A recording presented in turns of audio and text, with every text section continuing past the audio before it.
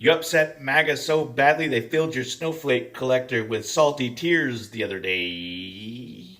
Big shout out to Justina. Today I'm working on your Rebel Scum hoodie. Stay tuned to the merch store and I'll send you a shop DM once it's live. What's up, fam of Liberty, and everyone else who's watching this video who's not yet following our channel for some unfathomable reason? It's your boy Big Sarge, also known as Admin Tim, the admittedly foul-mouthed founder of the Sons of Liberty social media organization that's been steadily enraging MAGA fuckface ass clowns since 2015. If you saw us out in the streets at a protest for the first time and or you're new to our channel, I know what you might be thinking, despite the fact that this shirt makes it explicitly clear. So, fuck Donald Trump, fuck GOP politicians, fuck limp dick establishment Democrat politicians that aren't out there in these streets fighting for the common people tooth and nail every single day, and fuck billionaires, wealth hoarders that have their fucking boots on the neck of just about every American citizen. Neither this channel nor any of its social media comment sections are a safe space for you bootlicking simps for a wannabe king, Russian asset, 34-time convicted felon, adjudicated rapist, Wish.com fascist oligarch, failed insurrectionist, failed businessman who has multiple bankruptcies and failed business ventures, a wannabe authoritarian tyrant, a self-confessed lover of very young girls, an admitted sexual predator, and a guy who is friends for over a decade with a convicted pedophile, Donald Trump.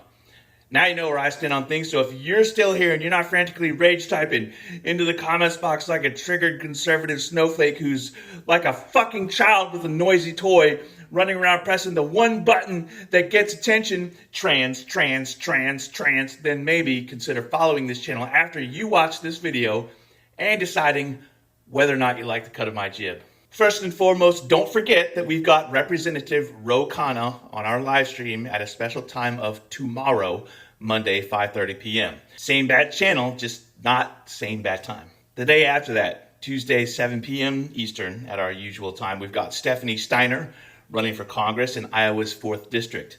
Today's video is going to be about Nick Fuentes and the Groyper Army. Before I start that, it's important to point out that the one remaining persistent rumor going around MAGA world is one that's being peddled by Fox News, and the New York Compost. See what I did there? Almost the same as Wall Street Journal, but not really. It's the New York If I got to explain it to you, it's not funny anymore. That's the rumor about Charlie Kirk murder suspect Tyler Robinson living with someone who's assigned male at birth but was transitioning to female. This rumor, which is bullshit, comes exclusively from a senior bootlicker in Kash Patel's office who quote-unquote leaked it to a certain Reich wing, yes I said Reich, news outlets. It's been thoroughly debunked, but like I said at the beginning of this, MAGA's like a fucking child. They got a new noisy toy and it's running around the house pressing that button over and over and over again because it's the one that everyone reacts to. Trans.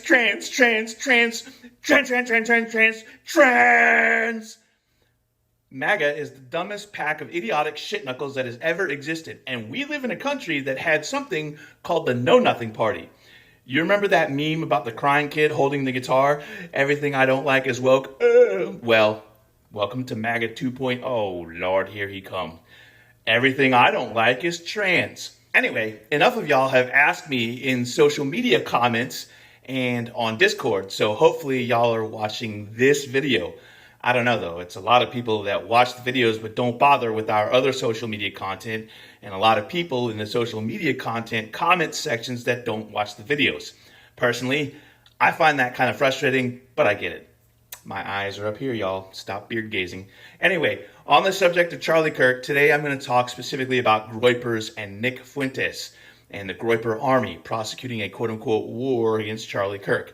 Because it's important for you to know this stuff, because the dipshit, mouth-breathing oxygen thieves in MAGA world who aren't aware of the various factions are going to continue crying about trans people despite the fact that this is their most popular Pornhub search.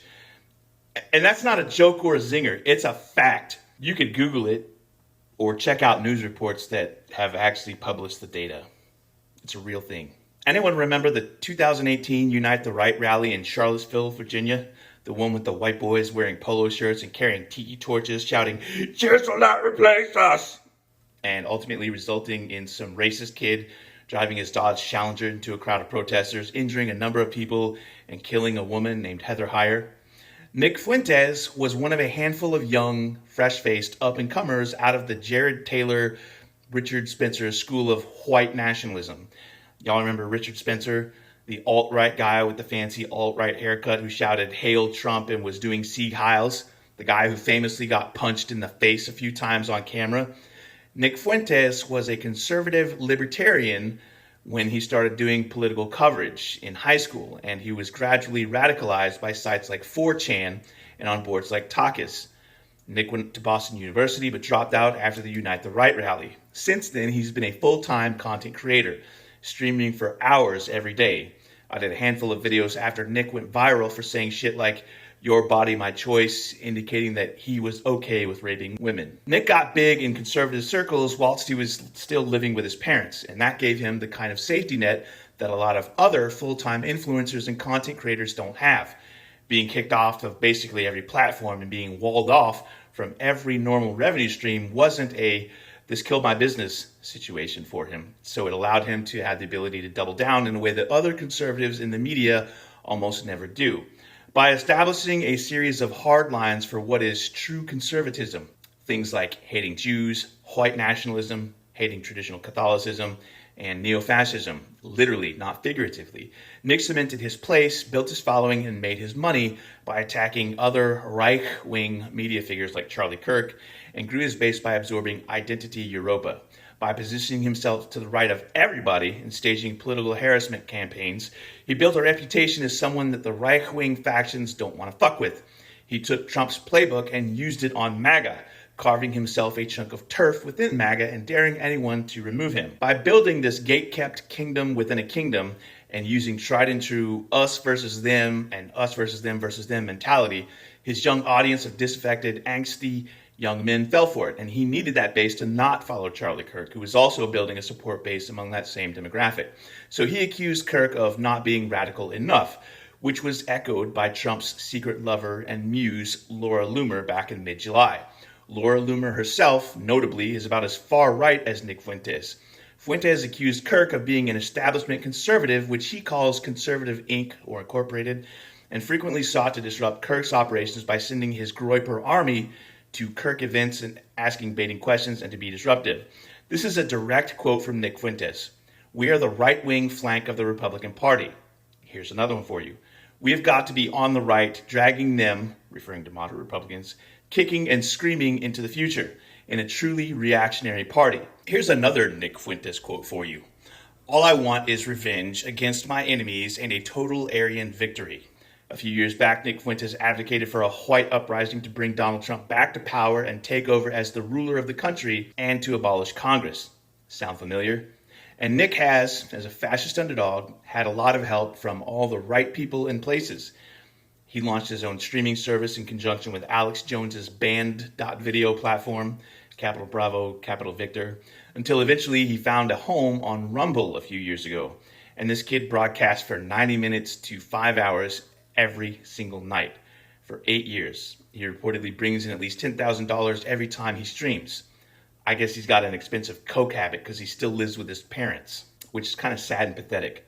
The day that Charlie Kirk died was the first night that he missed a broadcast in years. Remember I said he streams every day? That's a big tell. In 2020, Nick Fuentes was Kanye's wingman and offered to help manage his presidential campaign. He was paid more than $30,000 by Kanye during his brief run as a presidential candidate. He and his off-again, on-again comrade Milo Yiannopoulos, Yapsilopoulous, and I don't give a shit what his last name is. Fuck him. I don't owe him shit to get his goddamn name right. Anyway, he and that Milo kid both worked in margarine trader Greed's office. He and fascist pedophile Ali Alexander were largely responsible for the 2020 Stop the Steal campaign that ultimately ended in the January 6th riot. After being summarily banned from CPAC several years ago, back when it was still possible to be too racist for the GOP, Nick secured funding to launch AFPAC, his own further right version of CPAC. He's gotten guest speakers ranging from margarine trader Greed to Sheriff Joe Arpaio to the head secretary of Customs and Immigration. In 2022, Nick had dinner at Mar-a-Lago with Trump, and everyone seemed really surprised and upset by this for some reason. He was also ahead of the curve on dumping MAGA and advised his audience to do the same. Just a week or so ago, he was embroiled in a beef with Candace Owens, Tucker Carlson, Milo Yiannopoulos, and Elon Musk, all at once, for a combination of attacking Tucker by pointing out Tucker's dad worked for the CIA, attacking Candace for being black, and pushing for his audience to vote for Gavin Newsom over J.D. Vance in the 2028 election because Vance has mixed children.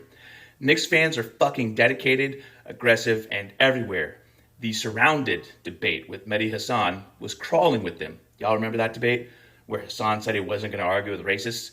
There were 6 of them in that circle. Nick's little band of knuckle-dragging ass clowns are called the Groyper Army, a term that came about in 2019.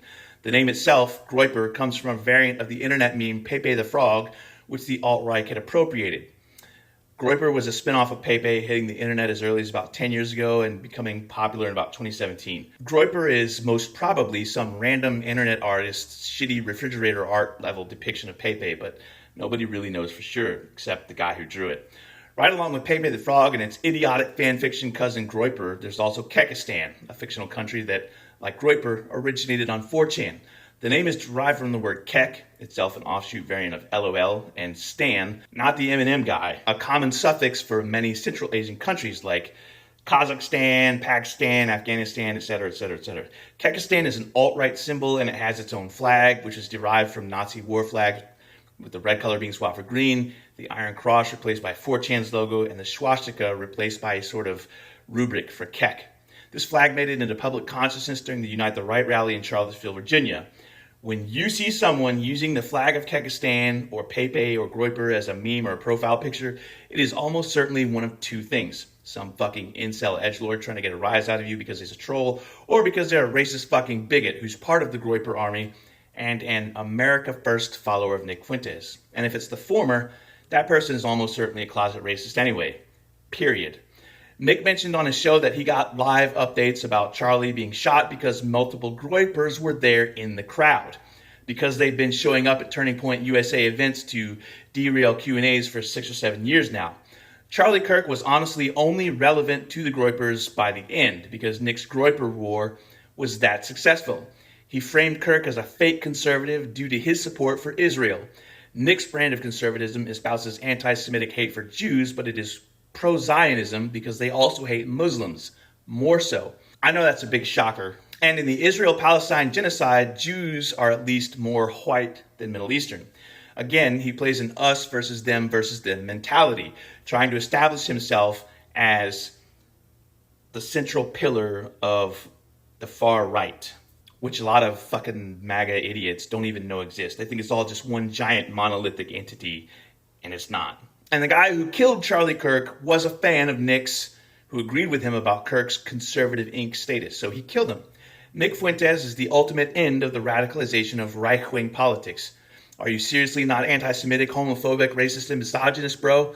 Well, that's what we do over here, and if you can't at least toe the party line, you're not even really one of us, are you? This is a tactic called entryism. You sucker them in with...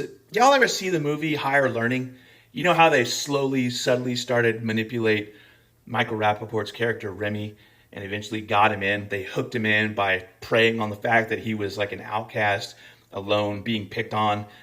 That's entryism. They get you in and they get the fucking hook in and they reel you in, hook, line, and sinker. This is the violent, aggressive, fascist right wing that, up until very recently, Americans wanted to either pretend didn't exist or only existed online. And at this point, the movement is big and surprisingly well-funded. Nick brings in several tens of thousands of dollars every time he streams, which is every day. He also receives plentiful donations from seated politicians, I would love to fucking know who, and hopeful white nationalists around the world. A dying Nazi in France literally gifted him $250,000 a couple years ago to keep up the good work. At the core of it, Nick Fuentes represents and taps directly into modern white male rage. Fundamentally, America First and the Groyper Army adopt a victimhood-driven narrative aimed at lobbying aggrievement for everybody. They target minorities for changing the fabric of the culture that they think was stolen from them. They target trans people for refusing their natural birthright as men and women. They target women for refusing to comfort and parent them and thinking of themselves as equals and not giving these guys sex on demand. They target the queer people for attacking white nationalist need for more white children. You can't have babies if you're gay, which is dumb because plenty of gay people, gay and lesbian people, I should note, have kids. And when they do, the white nationalists target them for grooming their children to be queer too. They target the wealthy who aren't on board with them for creating a society that blocks them from the comforts and pleasures and amenities that they were raised to believe were owed to them as white American men. They target immigrants for coming into the country and taking away their livelihoods and jobs and changing their communities into multicultural places where whiteness is perceived as no longer welcome. There's a reason you're not fucking welcome, dude. It's because you're a fucking racist idiot. The alt-right idiots in the Groyper army are rooted in the 4chan community. The adoption of anti-fascist protest anthems like Bella Ciao are an attempt to appropriate it for their own purposes. Fascists are also oftentimes blissfully unaware that they're being mocked, such as Starship Troopers, the Warhammer 40k universe, specifically the Imperium of Mankind, and the video game Helldivers 2. Those properties take fascism and they turn it into an overblown parody of itself, a joke, and the nuance is either lost on the neckbeard grognards who think it's just fucking cool, or they firmly embrace it. Warhammer 40k's Imperium of Mankind is often described in layman's terms as Catholic space Nazis, and those are supposed to be the good guys. This is one reason why in 2016 a lot of people referred to Trump as the God Emperor, the supreme human deity in the Warhammer 40k universe. Some of them were doing it ironically, some of them were doing it mockingly, but a fair number of them were actually doing it because they wanted to turn Trump into a fucking meme. Now, in like yesterday's video or the other day, I mentioned that I'm a Space Marine cosplayer. Admin Matt is a Warhammer 40k enthusiast, and some of my close friends from the Warhammer 40k cosplay community, like Leia, are in the Fam of Liberty. And a lot of us recognize that there's some toxic elements in 40k and that fascists and neo-Nazis are trying to co-opt the universe.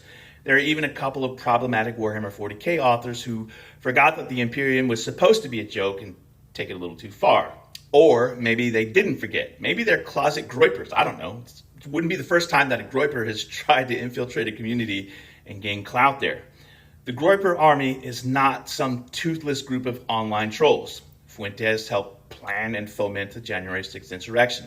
A number of people who were arrested and convicted in that attack are Groypers. They took flags into the building, they wore Pepe masks. Nick Fuentes weaponized straight white Christian male victimhood, and he turned it into something dangerous.